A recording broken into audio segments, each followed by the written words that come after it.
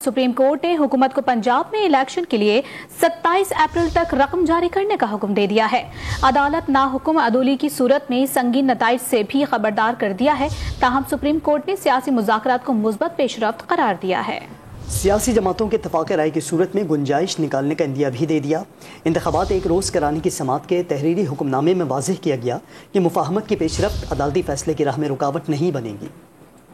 सियासी हब्स के खात्मे के आसार नजर आने लगे। मुल्क भर में एक साथ इंतखाबात कराने की दरख्वास्त पर सुप्रीम कोर्ट ने भी मुज़ाकरात की सूरत में गुंजाइश निकालने का अंदिया दे दिया। सुप्रीम कोर्ट ने पंजाब इंतखाबात के लिए वफाकी हुकूमत को 27 अप्रैल तक फंड जारी करने का हुक्म भी दे दिया। चीफ जस्टिस उमर अता बंदियाल की सरबराही में जस्टिस मुनीब अख्तर और जस्टिस एजाजुल हसन ने एक साथ इंतखाबात कराने से मुताल्लिक दरखास्तों पर समाअत की। सुप्रीम कोर्ट ने वजारत दिफा की दरख्वास्त खारिज कर दी। हुक्मनामे में वज़ा किया गया कि दरख्वास्त नाकाबिल समाअत होने की बुनियाद पर खारिज की। जो बातें तय हो चुकी उन्हें दोबारा खोलने का जवाब पैदा नहीं होता। ताहम एक दिन इंतखाबात कराने की शहरी की दरख्वास्तों पर समाअत के दौरान पंजाब के इंतखाबात के लिए रकूम के इजरा से मुताल्लिक अदालत ने अदम इत्मीनान का इजहार किया। चीफ जस्टिस ने रिमार्क्स दिए कि इंतखाबात के लिए फंड्स फराहम न किए गए तो संगीन नताइज आ सकते हैं। जस्टिस मुनीब अख्तर ने रिमार्क्स दिए कि वजीर आजम मुल्क के चीफ एग्जीक्यूटिव हैं।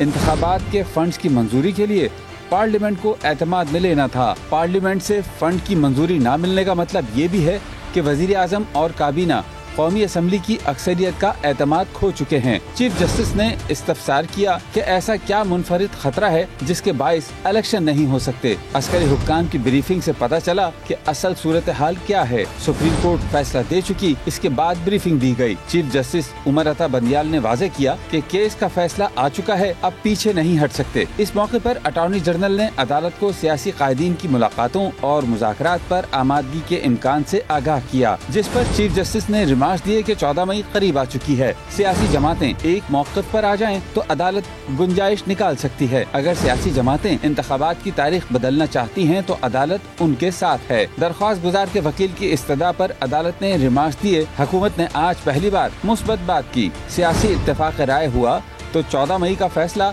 नाफिज कराएंगे। निगरान हुकूमत 90 दिन से ज्यादा बरकरार रहने पर भी सवाल उठता है। समाअत के हुक्मनामे में अदालत ने तमाम सियासी जमातों के रहनुमाओं को तलब कर लिया। अदालत ने केस की समाअत जुमेरात के दिन सुबह 11:30 बजे तक मुलतवी कर दी।